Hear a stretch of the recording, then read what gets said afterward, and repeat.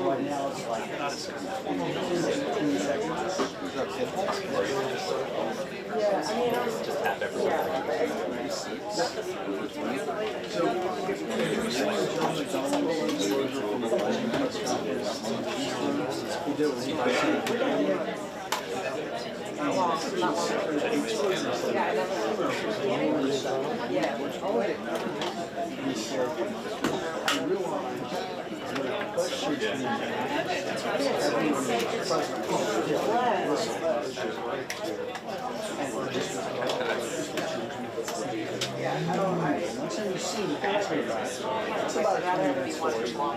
And it's worth it, you know? And it's got the pictures of him taking it and the actual picture on it.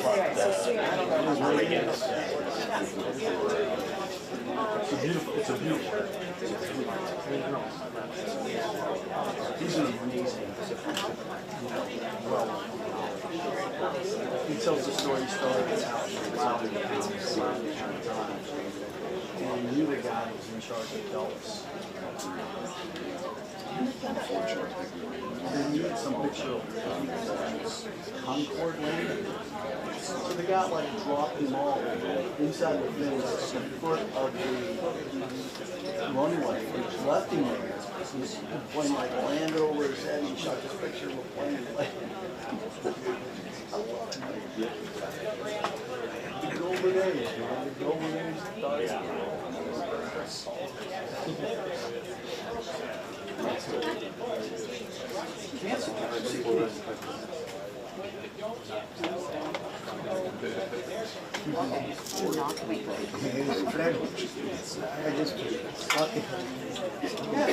Everyone always cancel, right, Doug?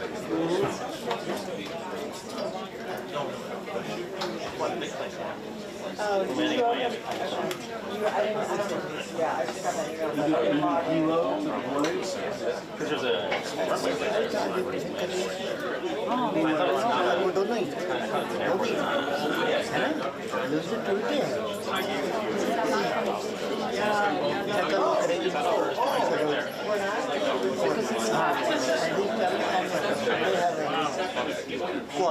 Nice to see you, Sean.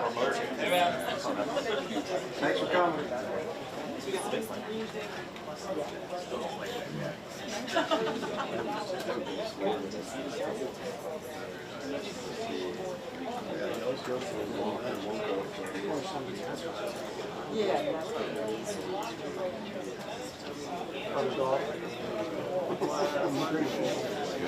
Look at the crocodiles first, and then hit the golf course.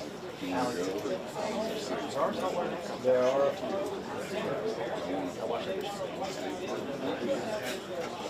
This boat is just like, wow, it's a big one.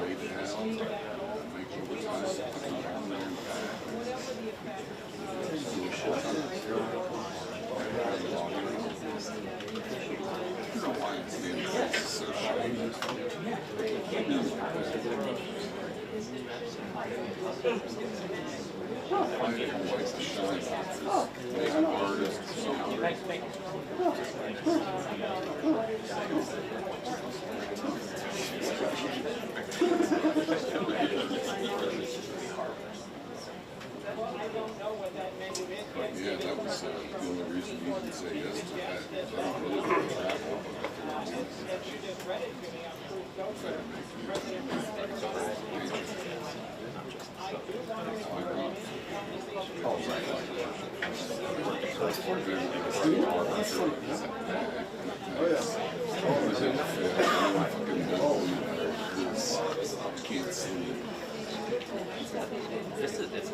I mean, it's more common now.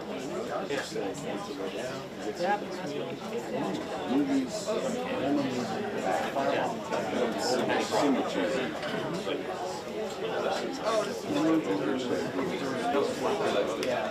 But yeah, you're right. They were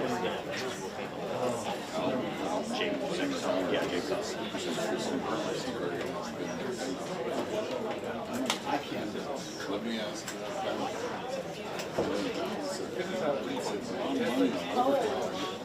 And then it changed, the inquiry changed to South Korea. I just, I don't know.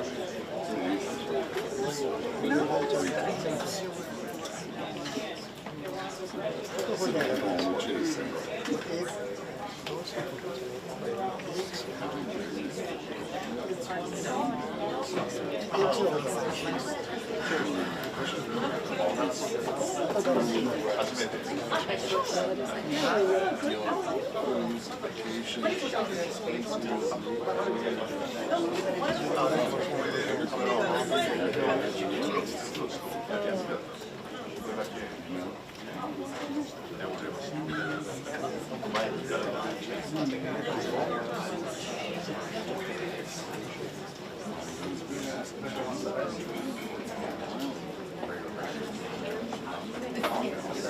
She the guy who went this again.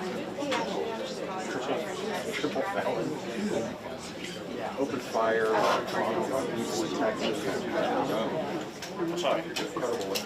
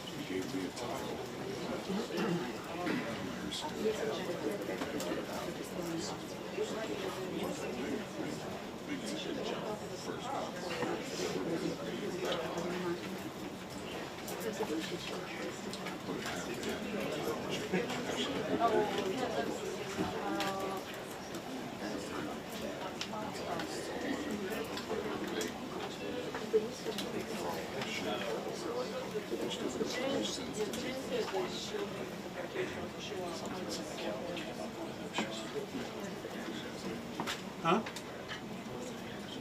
Oh, no, that's what.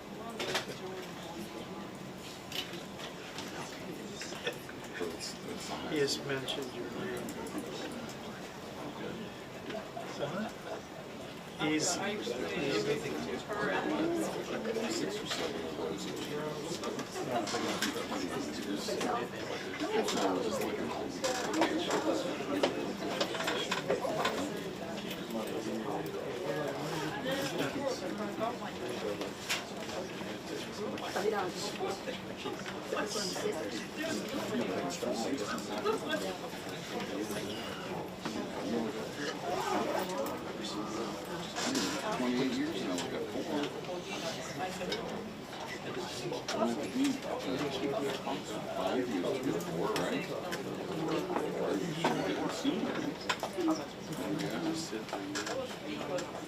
You're not traveling this week?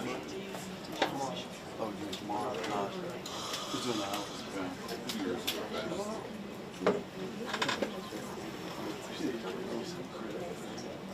Oh.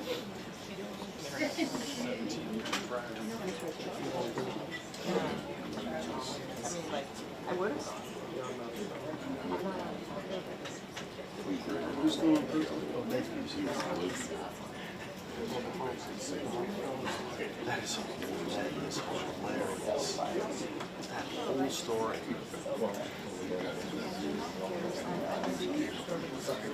Was that written by Emily? Was that written by Emily? That's it. Yeah.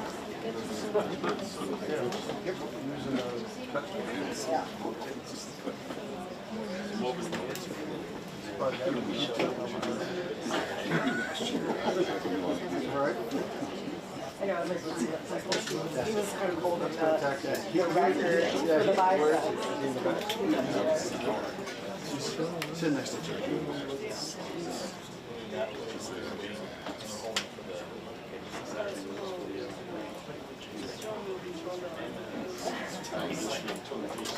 Oh, he loves it. I still like it. Yeah.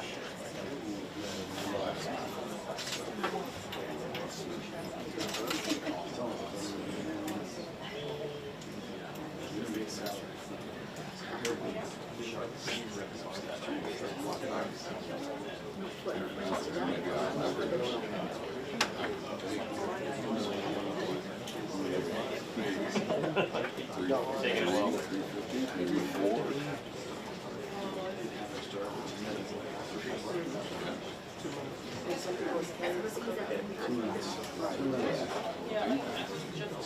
Only 20 minutes.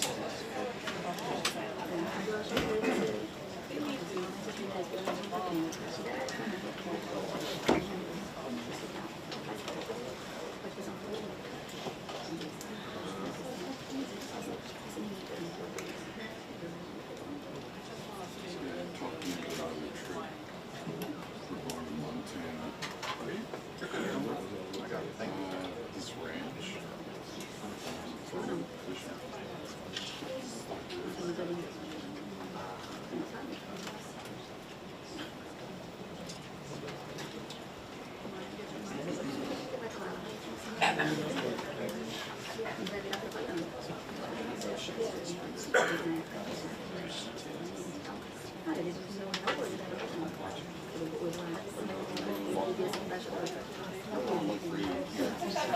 Cut that one out.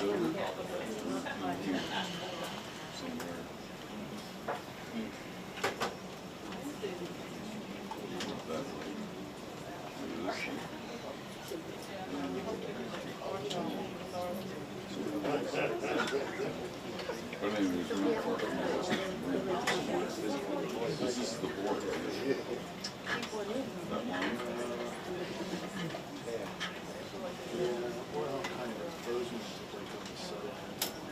That's where we're flying to. And then we're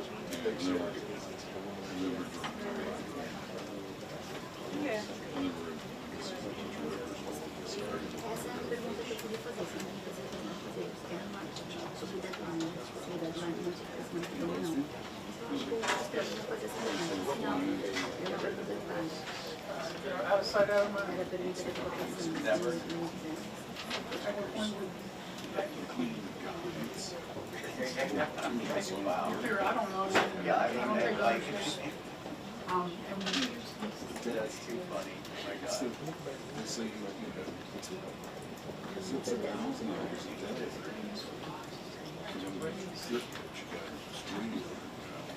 Oh, okay, all right.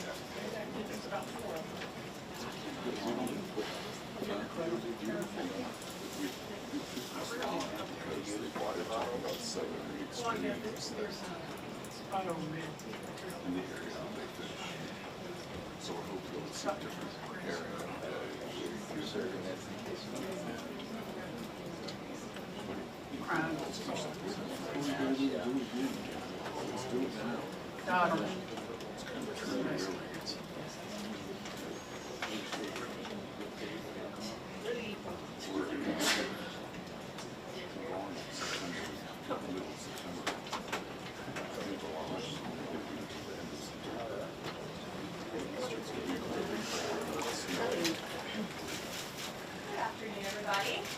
Good afternoon. Have a good weekend? It's good to see you back here. We have another busy week. On a scheduling note, tomorrow, President Trump will travel to the great state of Florida to attend the opening of a new illegal alien detention center located at Dade Collier Training and Transition Airport alongside Secretary Kristi Noem, Governor Ron DeSantis, Congressman Byron Donalds, and other state and local leaders. We hope to see many of you there. The facility is in the heart of the Everglades and will be informally known as Alligator Alcatraz. There is only one road leading in, and the only way out is a one-way flight. It is isolated and surrounded by dangerous wildlife and unforgiving terrain. The facility will have up to 5,000 beds to house, process, and deport criminal illegal aliens. This is an efficient and low-cost way to help carry out the largest mass deportation campaign in American history. We are truly We are truly coming off a historic week of President Trump racking up win after win on behalf of the American people. President Trump restored peace through strength and acted decisively as commander-in-chief to obliterate the immediate threat of the Iranian regime's nuclear capabilities, and then brokered a ceasefire between Israel and Iran, which continues to hold. Then, the president traveled to the Netherlands and achieved a monumental win for the United States and the NATO alliance by getting our allies to dedicate 5% of their GDPs to military spending. As a result of President Trump unleashing American energy dominance, summer gas prices are at the lowest they have been in 4 years, heading into the July 4th week. And with the incoming Trump economic boom, the stock market continues to roar back, with the S&P 500 and the NASDAQ both hitting record highs. And on this point of an economic boom, I bring to you original correspondence from the President of the United States to our Fed Chair, Jerome Powell. As the president has consistently stated, the American economy is booming. And there were so many economic analysts who said that this president's policies would drive our economy down, when in fact we have seen the opposite. We've seen a massive deregulation campaign take place. We've seen inflation completely diminished from where it was under the reckless spending and the bad policies of the previous incompetent administration. I would remind the Fed chair, and I would remind the entire world, that this is a president who was a businessman first, and he knows what he is doing. He has a proven economic formula that worked in his first term as president, and it is working again. The one problem that remains is high interest rates for the American people. The American people want to borrow money cheaply, and they should be able to do that. But unfortunately, we have interest rates that are still too high. So the president sent this note to the Fed chair today. And if you look at this chart, this is a chart of all of the interest rates of many countries throughout the world. At the top is Switzerland. They're only paying a quarter for interest rates. Cambodia, Japan, Denmark, Thailand, Botswana, Barbados, Taiwan, Bulgaria, Cuba, Sweden, Morocco, Cabo Verde, South Korea, Algeria, Canada, Albania, Libya, Malaysia, China, New Zealand, Trinidad and Tobago, Czechia, Bolivia, Australia, Costa Rica, the Bahamas, Kuwait, Papua New Guinea, Bosnia, United Kingdom, and the UAE are all paying lower interest rates than the United States of America, which has one of the hottest and strongest economies in the world. The president sent this note to the Fed chair. It says, "Jerome, you are as usual too late. You have cost the USA a fortune and continue to do so. You should lower the rate by a lot. Hundreds of billions of dollars are being lost, and there is no inflation." And the president is right. There is historically low inflation thanks to his policies. And we will continue to drive down the cost of living in this country for Americans. We will continue to deregulate.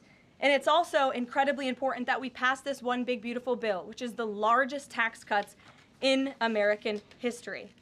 And that's why the White House and the president himself have been in touch with lawmakers all weekend long to get this bill passed. And they are working very hard to do so. It remains a top priority for the president. And this bill has exposed the clear differences between Republicans and Democrats in 2025. The Democrats are doubling down on craziness and radical policies that are undermining the very fabric of our country. Just look at the Democrat nominee for New York City Mayor, Zohran Mamdani. He's a Democrat socialist, really a communist, who proudly calls to defund the police, peddles anti-Semitism, praises pro-Hamas groups, wants Israel abolished, and believes wealthy Americans should not exist. Those are his words, just as recent as this weekend. Meanwhile, under President Trump's leadership, Republicans are fighting tirelessly for everyday, middle-class, working Americans who re-elected this president, and we're carrying out a revolution of common sense, and all of that is packed into this one big, beautiful bill. It delivers the largest middle and working class tax cuts in U.S. history. It keeps America safe by funding the largest ever one-time investment in border security. It's enough to reverse the Biden border invasion. And every single Democrat is against that, against securing our border and deporting millions of criminal illegal aliens.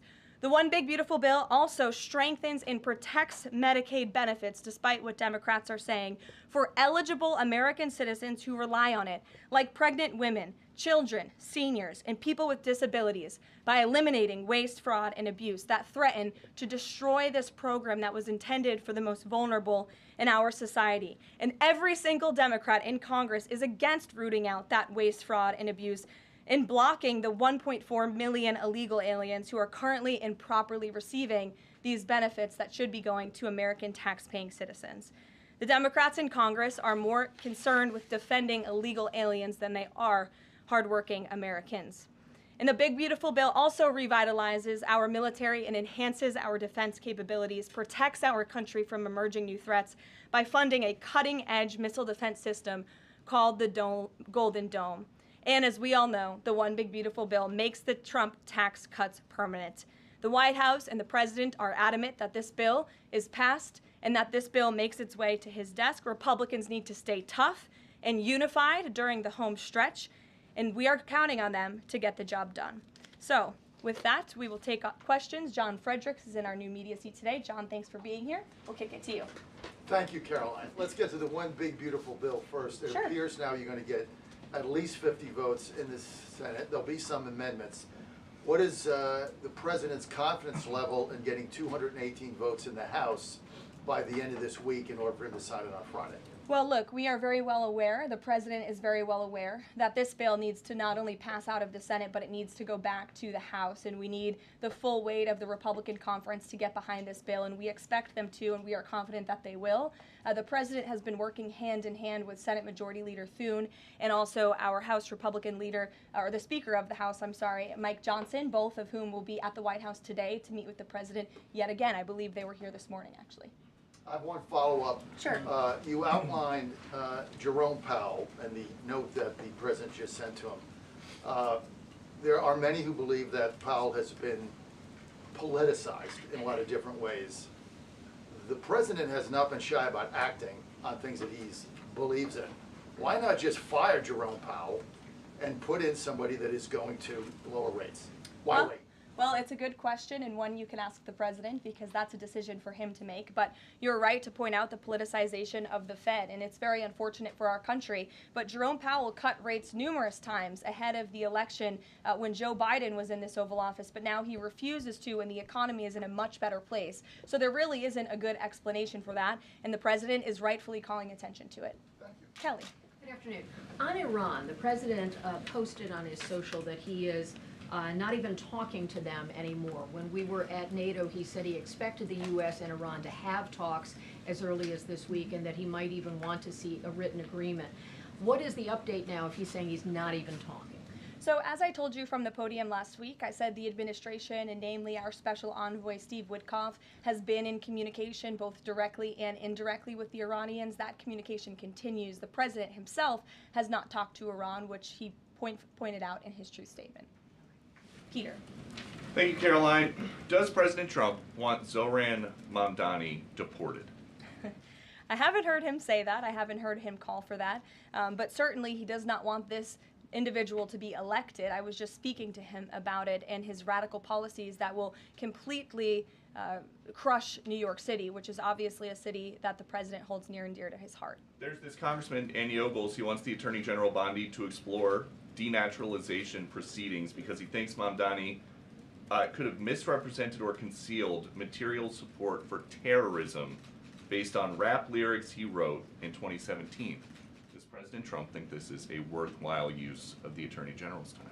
Well, I'll let the president speak to that. I have not seen those claims, but surely if they are true, it's something that should be investigated. And could President Trump see himself, you said you just talked to him about this, could he see himself working with a mayor, Mamdani, somebody who on Meet the Press this weekend was given 3 chances to condemn the phrase globalize the intifada, but he couldn't?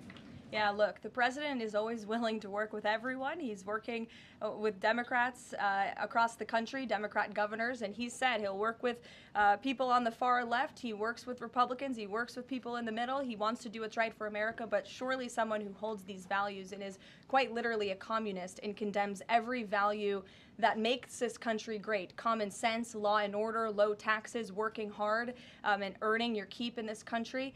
He's against all of that, and I think the president would find it difficult to work with someone like that. If he is elected, I'm sure you'll hear more from the president on that, but we'll have to see. Hopefully the voters of New York City choose wisely.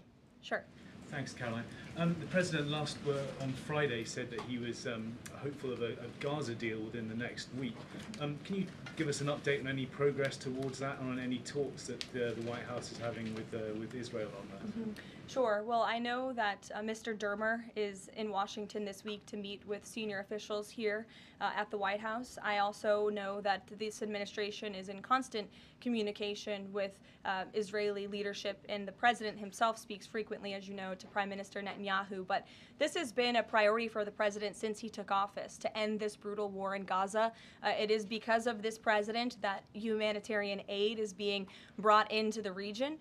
It's heartbreaking to see the images that have come out from both Israel and Gaza throughout this war, and the president wants to see it end. He wants to save lives, and however, the main priority for the president also remains to bring all of the hostages home out of Gaza. As you know, his tireless effort has brought home many of the hostages, including all of the American hostages who were held there. So he wants to see both things happen, and we're continuing to work very hard to do those things. Sure. Yeah, thanks, Caroline. What is the White House's response to Senator Tillis's criticism articulated from the Senate floor yesterday, in which he said passing the big, beautiful bill would betray President Trump's promise to protect Medicaid? Well, he is just wrong. And the president and the vast majority of Republicans who are supportive of this legislation are right.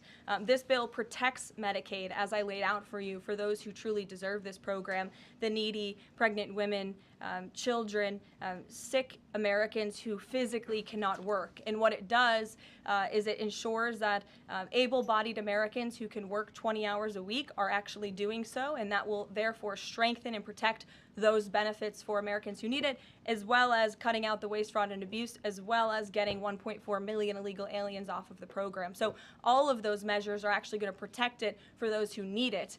That's the president's position, and that's what this bill does, and that's why Republicans need to vote for it and get it to the president's desk. That kind of criticism from a Republican senator, is that reason for concern for the passage of this? No, it's not. We're confident this bill is going to be back at the White House by the 4th of July. Stephen. Thank you, Caroline. Two questions. On the New York mayoral race, does the president plan to make an endorsement?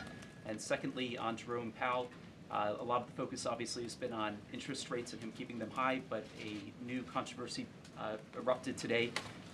My colleague first reported that he's facing Chairman Jerome Powell is facing accusations of lying to Congress, which is a potential crime, about luxurious details of the Fed's $2.5 billion renovation project. Senator Loomis has called attention to this. Some experts want him to be investigated. Does the White House want these allegations investigated and, if found substantiated, punished? I'll have to take a look at those allegations, and I will raise them to the president's attention and let him speak on them himself. To your first question regarding the mayoral race, the president was asked that yesterday by Maria Bartiromo. He refused to give an endorsement, so you won't get one from me at this podium unless he wants me to do that. Phil, go ahead. Oh, sure. And then I can go to you. Cool. Thanks. Thank you. The president said that he's working on a temporary pause for immigration enforcement in certain industries. I'm wondering what you can tell us about how he's determining which industries are deserving of a pass. He mentioned farmers, but what about, say, construction workers? I mean, shouldn't there just be one standard here? I don't have any more details to read out for you, but what I can tell you is that the White House is working closely every day with the Department of Agriculture as well as the Department of Homeland Security when it comes to workforce enforcement, worksite enforcement, and the president's focus and the focus of this administration is, of course, to remove public safety threats from the streets and to deport as many of the illegal criminals, especially the violent criminals that we know are still here because of the previous administration. So that's the main priority and the goal. And then the president has already made cuts to the Office of the Director of National Intelligence, but now Senator Tom Cotton has put forward a bill that would cut the office by another 60%. What's the president's reaction to that legislation, and is this something that he would support, those additional cuts? I don't know if the president's even aware of that legislation, but I will get you a response if he is aware and if he wants to respond to it. Go ahead. Thanks, Caroline. You mentioned the dangerous wildlife at the alligator Alcatraz. Is that a design feature? Why is the president going with this mega bill in such a precarious position in the Senate? And then also, can you talk about the CBO estimate that it would add about 11 million uninsured? Well, look, when you have illegal murderers and rapists and heinous criminals in a detention facility surrounded by alligators, yes, I do think that's a deterrent for them to try to escape. We do know that some of these illegal criminals have escaped from other detention facilities, like one in New Jersey, which I know was recently reported on. So, of course, we want to keep the American people safe, and we want to remove these public safety threats from our streets, and we want to effectively detain them as best as we can. As for why the president is going, I think his trip to this detention facility actually underscores the need to pass the One Big Beautiful Bill, because we need more detention facilities across the country. The last administration let in nearly 20 million illegal people from all over the world, and this administration is focused on arresting and detaining them. But in comparison to that 20 million illegal criminal population in our country, we only have 7,000 ICE agents in the interior who are doing this very important work. And so we obviously need more personnel, we need more resources, and that's why we need to pass the One Big Beautiful Bill. On the CBO's. Go ahead. Yes, in the pink. Oh, thank you, Karoline. Can you please share some details of China trade deal? Has the U.S. agreed to ease some export, technology export restrictions? Sure. Well, the final language that was agreed upon in both Geneva and in London was signed just past week. We can get you that final text of the agreement. Go ahead. Thank you, Karoline. Eamon, and then behind you. Okay, thanks, Karoline. So on Jay Powell, has the president got a short list of who he wants to see as Jay Powell's successor, and is he going to name a successor as early as this summer? I won't get ahead of the president on any announcements on that. Does he like Scott Besson for the job? Again, I won't get ahead of the president. And on TikTok, if you could, real quick, he said yesterday he's got a buyer, but the question there is, does he have a seller? And do you have any indication from the Chinese government that they've authorized a sale of TikTok to the U.S. or to U.S. buyers? What I can tell you is that these discussions with China regarding the sale of TikTok have been ongoing at the highest level, and they will continue. As you know, we have another 90-day extension, and it's just to continue to work out this deal and make sure that TikTok stays on for the American people. That's the president's main goal in this, while protecting their privacy and their security. Behind you. Go ahead. Thank you, Karoline. The president has been calling for a deal in Gaza for 2 days and many posts. Who is blocking the deal? And one other thing, when he posted on Netanyahu's trial, also he said it interferes with the negotiations on Iran and on Gaza. What did he mean by that? I'm sorry, to your second question? The second question, when he posted about the Israeli Prime Minister trial, yes, he said it interferes with the negotiations on Gaza and on Iran. What did he mean by that? It interferes because it physically and logistically was interfering.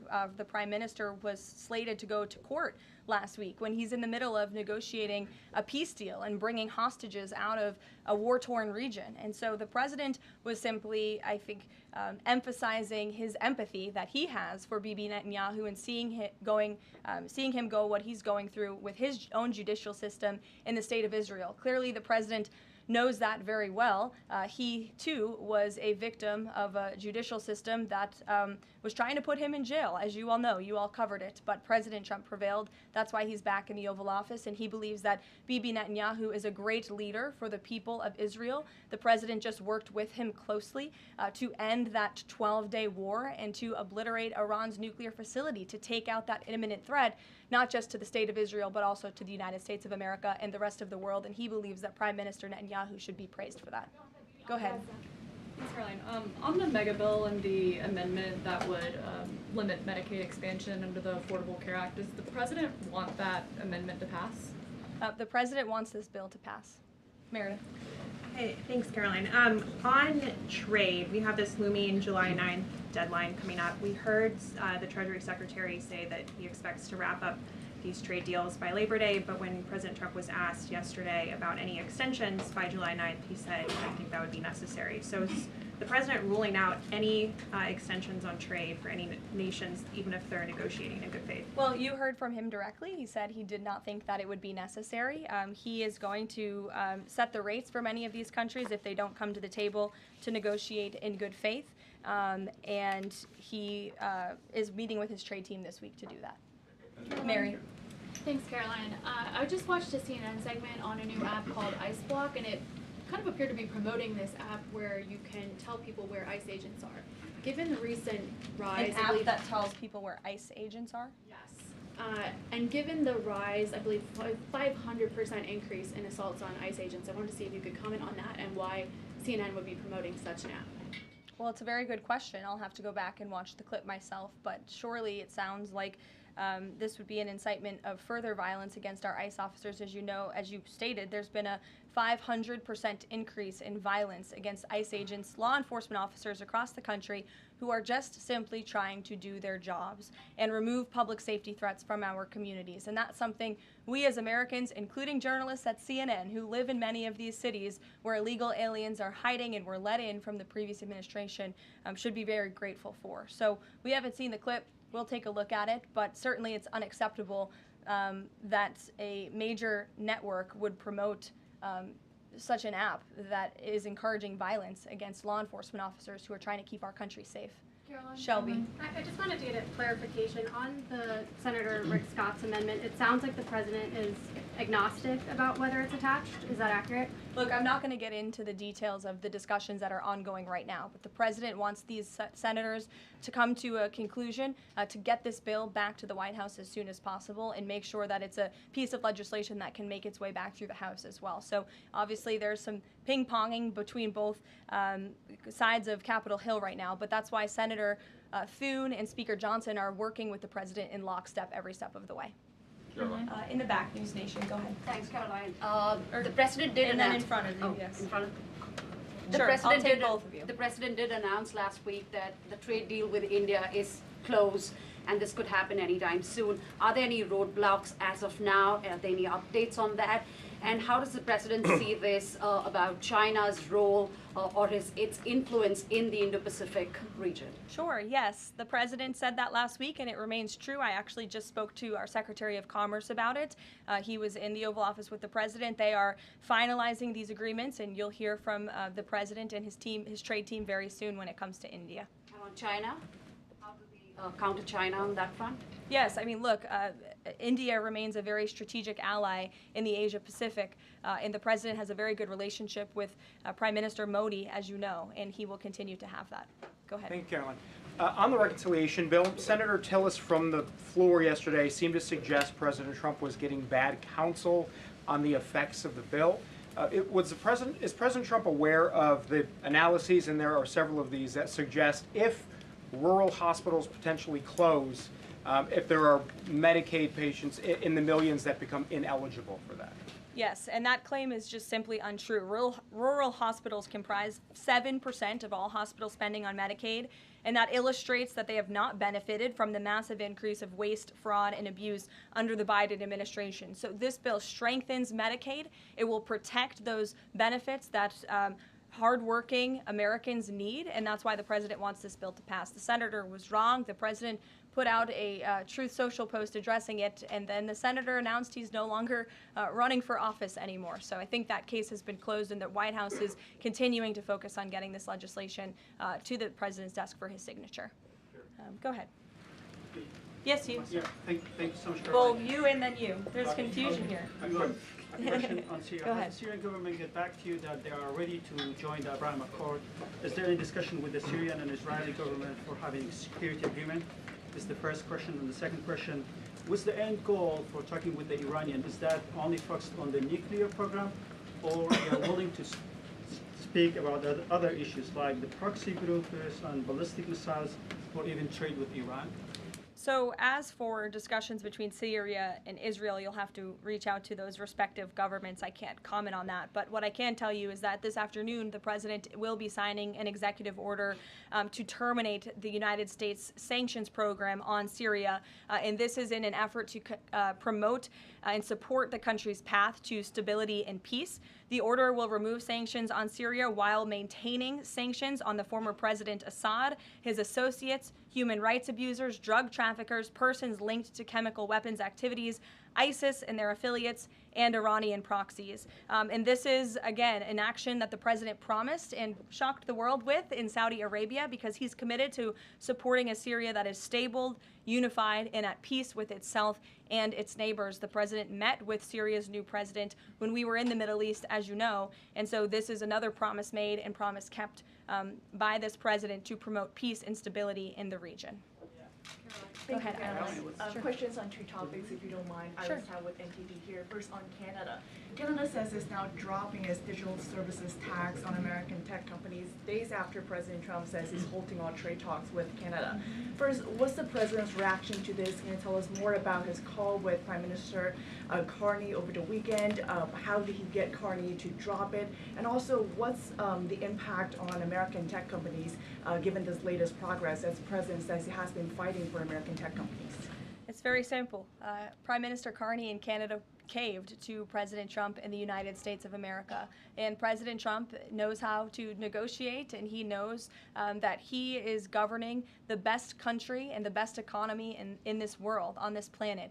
And every country on the planet needs to have good trade relationships with the United States. And it was a mistake for Canada to vow to implement that tax that would have hurt our tech companies here in the United States. The president made his position quite clear to the Prime Minister, and the Prime Minister called the president last night to let the president know that he would be dropping that tax, which is a big victory for our tech companies and our American workers here at home. And on Harvard, if you don't mind, the administration today formally accused Harvard of violating civil rights laws by not doing enough to fight anti-Semitism.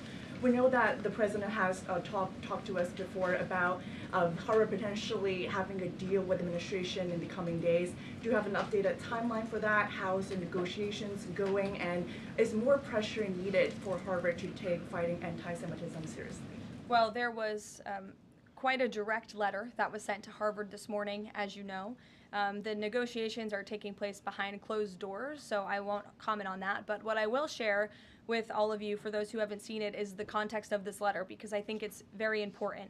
And this comes from the Department of Health and Human Services, which concluded after a thorough investigation that Harvard University is in a violent violation of Title VI of the Civil Rights Act, which prohibits discrimination on the basis of race, color, and national origin.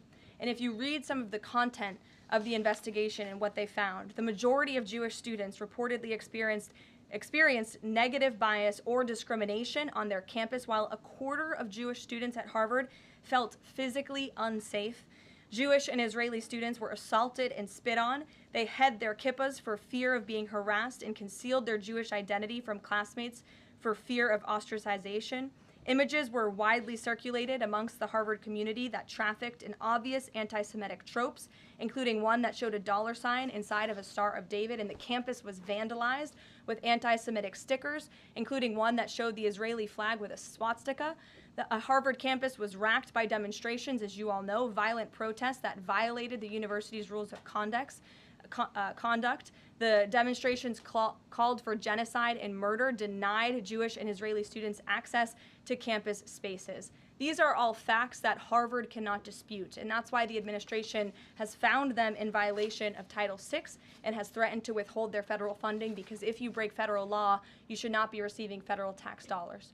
And so I rest my case on Harvard. Andrea. Yeah, so President Macron of France earlier today said that tariffs levied by powerful countries are often a form of blackmail, and criticized the sort of process that's underway. Didn't mention the United States specifically, but said that these tariffs are really hurting developing countries. So there's this big UN conference going on. What do you say to that? What is the president, was he aware of that comment, and did he have any response? I think the president and the White House would certainly reject that characterization by Prime Minister Macron. Tariffs are an effective use of presidential power to bring back the middle class, to bring back our manufacturing industry, which was the backbone of our American economy and has been hollowed out by globalist politicians who have caved to foreign countries instead of doing what's right for American workers. That's why the president is effectively utilizing his authority to wage tariffs and to utilize tariffs, and continues to be in discussions and negotiations on trade to do what's right for America. And Europe and the rest of the world might not be used to that, but President Trump is back in town, and he's going to do what's right for our people and our country. Can I just follow up on Netanyahu? So there's a report in Israeli media that the Prime Minister will actually be here, that Netanyahu will be here today meeting with the President. Can you confirm that? I don't believe Prime Minister Netanyahu is here today. I think you guys would know about that by now.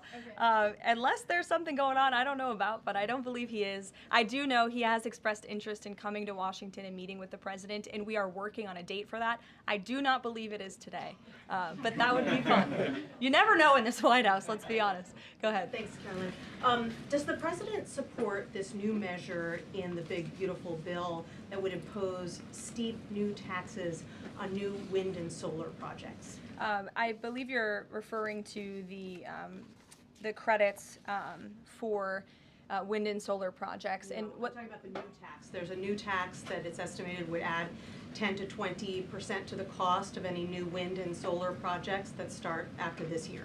Again, I don't want to comment on the specifics of provisions, but I'm sure the president will speak on that directly. Again, this is an ongoing process. The president continues to be very much engaged with the leadership in both the Senate and the House to get this bill back to his desk. Did the president ask for that provision? Because the National Building Trades Union is saying that it's the equivalent of terminating more than 1,000 Keystone XL pipeline projects. Is that something that would concern him? Well, the president spoke on this yesterday in his interview, and he said he understands that legislators want to protect jobs in their communities and in their districts. And so he understands why some of them are against this provision, but he also understands why people want the provision. So again, this is an ongoing deliberation and discussion, and the president is engaged in this very much. Go ahead. Thanks, Caroline. We've been hearing from White House officials for weeks that you're close on trade deals with a number of countries. Can we get any update on which countries will have deals by the 9th and when there may be any announcements? I'll let the president and the trade team speak on it. Can you respond to the CBO estimate that the Senate bill would increase the deficit by nearly $3.3 trillion? This is one of the most fiscally conservative pieces of legislation that has ever made its way through Capitol Hill. There's $2 trillion in mandatory savings in this bill, and not only that, the projected growth that this bill will bring to our economy. It will be an economic boom. The Council of Economic Advisors has an analysis that shows that the bill will generate $4.1 trillion in economic growth, and it will cut taxes, putting more money back into the American people's pockets. That's why this president wants this bill to pass, and I know he's busy working the phones and doing what he needs to do today to make it happen. So we'll see you all later. Thank you. We'll see you in Florida tomorrow. Thank you.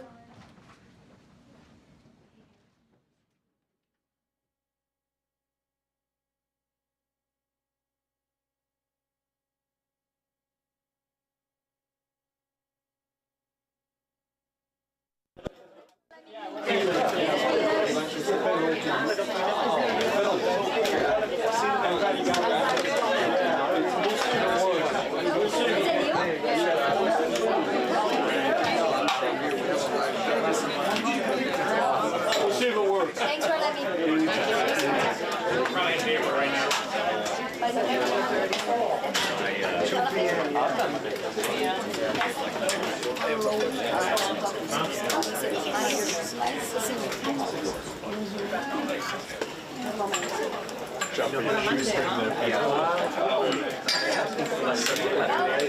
Less said than